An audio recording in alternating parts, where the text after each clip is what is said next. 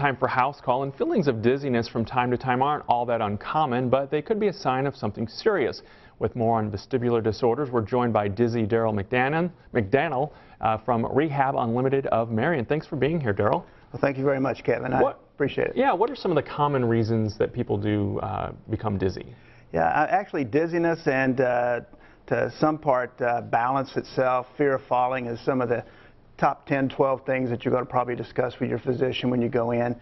Many times it's discounted as a side effect of a medication or just the fact that you're getting older, but that's not always the case. Many of the patients that I treat also are in an industry or in a sporting event in which they may hit their head or have some kind of impact of and that can cause displacement of the otoconia as well inside the inner ear and give you vertigo.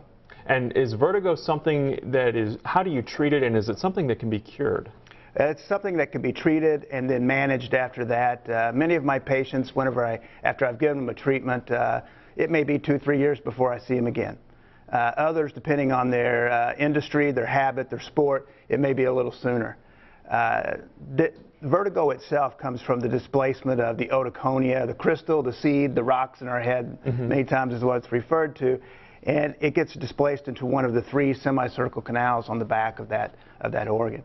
And when so, it gives the brain a lot more erroneous information about where your body is in space. And it can kind of come out of nowhere and really, it kind of comes and goes and affects people differently, is that right? That's right, that's right.